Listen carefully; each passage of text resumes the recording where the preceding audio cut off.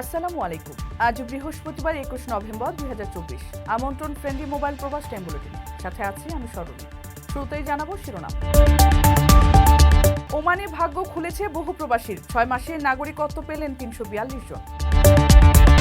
কুয়েতে আলো ছড়ালেন বাংলাদেশি হাফেজ, 74 দেশকে পেছনে ফেলে বিশ্বজয়। সৌদি ভিশনের প্রকল্প নিয়ে ভয়াবহ অভিযোগ, প্রাণ দিয়েছেন বাংলাদেশি সহ 21,000 শ্রমিক। বাংলাদেশিদের সুখবর দিল ইতালি, পুনরায় ভিসা দেওয়ার সিদ্ধান্ত। ঝুঁকি নিয়ে ইউরোপ যাওয়ার চেষ্টা, ভূমধ্যসাগরে ভেসে থাকা একাধিক বাংলাদেশি উদ্ধার। দর্শক দেখছিলেন শিরোনাম, এবারে পুরো খবর। ওমানের সেরা রেট দিচ্ছে বাংলাদেশি প্রতিষ্ঠান গালফ এক্সচেঞ্জ। প্রিয়জনকে টাকা পাঠাতে আজই আসুন আমাদের যে কোনো ব্রাঞ্চে অথবা কল করুন স্ক্রিনে দেয়া নাম্বারে। গালফ এক্সচেঞ্জ, বাংলাদেশিদের প্রিয় এক্সচেঞ্জ। গত 6 মাসে 2 পর্বে 342 জন প্রবাসীকে নাগরিকত্ব দিয়েছে ওমান। সর্বশেষ গত মাসেও 85 জন প্রবাসীকে ওমানের নাগরিকত্ব দেওয়া হয়।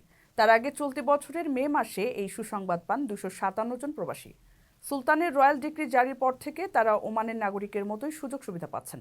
তবে নাগরিকত্ব পাওয়ার পর প্রথম 10 বছরে তারা ওমান ছেড়ে বিদেশে থাকার ক্ষেত্রে বিধিনিষেধের আওতাভুক্ত হবেন। ওমানের আইনে একজন প্রবাসীকে নাগরিকত্ব পেতে দেশটির স্বরাষ্ট্র মন্ত্রণালয়ের কাছে আবেদন করতে হয়। এজন্য ফি গুনতে হবে 600 রিয়াল। যাচাই বাছাই শেষে রয়্যাল ডিক্রির মাধ্যমে ভাগ্যবান প্রবাসীরা এই সুবিধাটি পেয়ে থাকেন। এর বাইরেও ওমানে বা অন্য কোনো দেশে ওমানি বাবা মায়ের ঘরে জন্মগ্রহণকারী সন্তান অথবা ওমানে জন্মগ্রহণ করেছেন কিন্তু বাবা মা অজ্ঞাত, অথবা ওমানে জন্মগ্রহণ করেছেন কিন্তু তার বাবা ওমানের নাগরিকত্ব হারিয়েছেন, এমন লোকজনকে ওমানের নাগরিকত্ব দেওয়ার বিধান রয়েছে।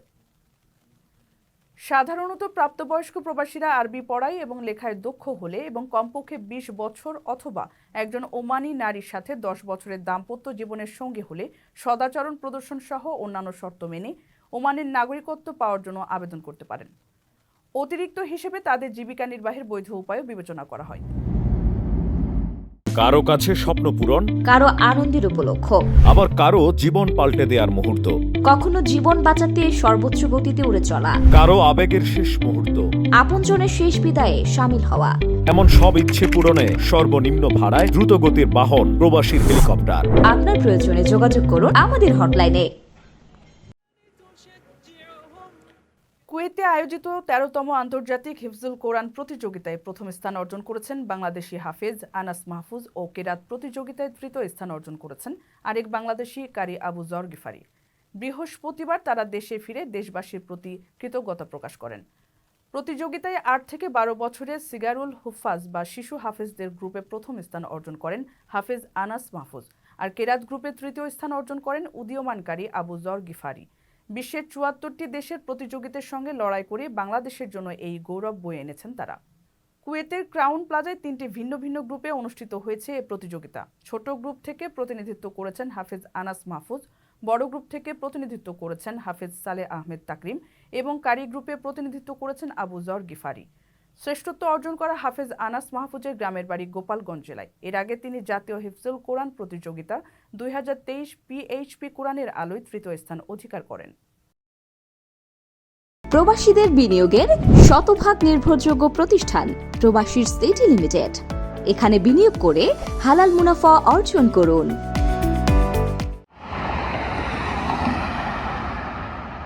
সৌদি ভিশন 2030 প্রকল্পের অধীনে কাজ করতে গিয়ে 2017 সাল থেকে বাংলাদেশি সহ 21,000-এরও বেশি শ্রমিকের মৃত্যু হয়েছে।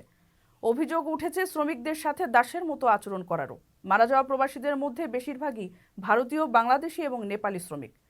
তবে এসব দাবি অস্বীকার করেছে সৌদি আরব। তারা বলছে এই কাজগুলোর সাথে সম্পর্কিত মৃত্যুর হার প্রতি 1 লাখে 1%। এই সংখ্যাকে তারা বিশ্বব্যাপী সবচেয়ে কম মৃত্যুহার বলেও উল্লেখ করেন। কিংডম আনকাভার্ড ইনসাইড সৌদি আরাবিয়া শিরোনামের ডকুমেন্টারিতে উঠে আসে এসব তথ্য। সৌদি আরবের ক্রাউন প্রিন্স মোহাম্মদ বিন সালমানের উচ্চাভিলাষী এসব প্রকল্পে অবৈধ কর্মপরিস্থিতি এবং চিত্র উন্মোচিত হয় এই ডকুমেন্টারিতে।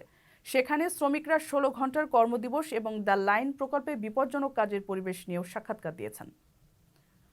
সৌদি ভিশন 2030 প্রকল্পের মধ্যে বেশ কিছু মেগা প্রকল্পের নির্মাণ অন্তর্ভুক্ত রয়েছে, যার মধ্যে সবচেয়ে উল্লেখযোগ্য হল রেড সি এবং নিয়ম, যেখানে দ্য লাইন নামক একটি 500 মিটার উঁচু এবং আয়নার মতো লিনিয়ার সহ নির্মাণ চলছে। চলতি বছরের বিবিসি নিউজে প্রকাশিত একটি প্রতিবেদনে বলা হয়, দ্য লাইনের কাজে লিথাল ফোর্স ব্যবহারের অনুমতিও দেয় সৌদি সরকার। এর আগে বিশ্বকাপ আয়োজনের দায়িত্ব পাওয়ার পর কাতারেও 6,500-এরও বেশি প্রবাসী শ্রমিক মারা যায় বলে অভিযোগ আছে। সেই শ্রমিকদেরও বেশিরভাগ ভারত, পাকিস্তান, নেপাল, বাংলাদেশের নাগরিক ছিলেন।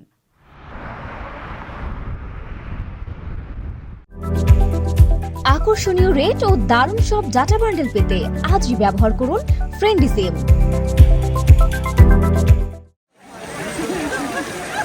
দালাল চক্রের কারণে ইতালিতে বসবাসরত যেসব বাংলাদেশের ভিসা আটকে দেওয়া হয়েছিল তাদের পুনরায় ভিসা দিতে সম্মত হয়েছে দেশটির সরকার। গত কয়েক মাসের এই ভোগান্তির জন্য ভুয়া দালালদের দায়ী করছেন প্রবাসীরা। এর আগে ভুয়া ভিসা রোধ করতে ঢাকায় ইতালীয় দূতাবাস বাংলাদেশিদের ভিসা দেওয়া স্থগিত করে, পাসপোর্ট ফেরত দেওয়ার সিদ্ধান্তও জানায় তারা। এই ঘটনার পর রোম দূতাবাস পররাষ্ট্র মন্ত্রণালয়ের কর্মকর্তাদের সাথে বৈঠক করেন। বৈঠকে দ্রুত সময়ের মধ্যে বাংলাদেশকে ভিসা দেওয়ার আশ্বাস দেয় ইতালি সরকার।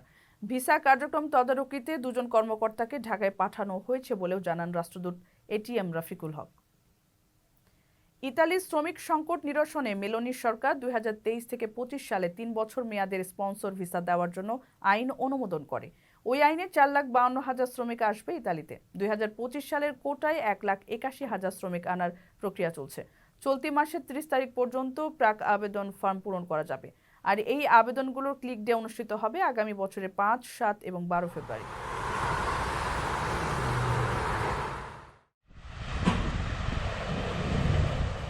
ভূমধ্য সাগর থেকে উদ্ধারের পর কয়েকজন বাংলাদেশিকে নিয়ে ইতালির আনকোনায় পৌঁছেছে উদ্ধারকারী জাহাজ লাইফ সাপোর্ট।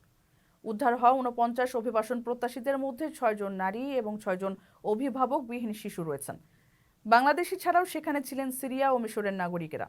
এর আগে গত 12 নভেম্বর সেন্ট্রাল ভূমধ্য সাগরের মাল্টিজ সার্চ অ্যান্ড রেস্কিউ অঞ্চল থেকে তাদের উদ্ধার করেন উদ্ধারকর্মীরা। প্রবাসীরা সমুদ্রে চলাচলের অনুপযুক্ত একটি নৌকায় করে লিবিয়ার আল জাউইয়া থেকে রওনা দিয়েছিলেন।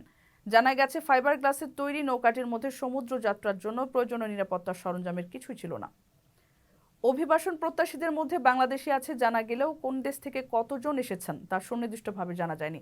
দাতব্য সংস্থা ইমার্জেন্সি জানিয়েছে, সংঘাত, সহিংসতা, দারিদ্র্যের কারণে নিজ দেশ ছেড়ে ইউরোপে আশ্রয় নিতে চেয়েছিলেন এই অভিবাসন প্রত্যাশীরা। দর্শক, দেখছিলেন ফ্রেন্ডলি মোবাইল প্রবাস টাইম বুলেটিন। শেষ করার আগে শিরোনামগুলো জানিয়ে দিচ্ছি আরও একবার। ওমানে ভাগ্য খুলেছে বহু প্রবাসীর, 6 মাসে নাগরিকত্ব পেলেন 342 জন। কুয়েতে আলো ছড়ালেন বাংলাদেশি হাফেজ, 74 দেশকে পেছনে ফেলে বিশ্বজয়।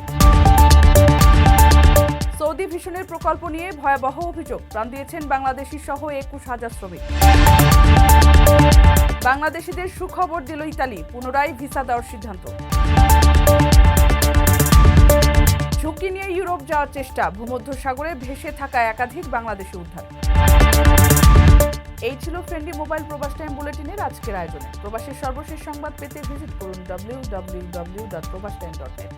সাবস্ক্রাইব করুন আমাদের ইউটিউব চ্যানেল এবং চোখ রাখুন ফেসবুক পেজে। পরবর্তী বুলেটিন দেখার আমন্ত্রণ জানিয়ে আজকের মতো বিদায় নিচ্ছি আমি শরণী। সে পর্যন্ত সবাই ভালো থাকবেন এবং নিরাপদে থাকবেন। আল্লাহ হাফিজ।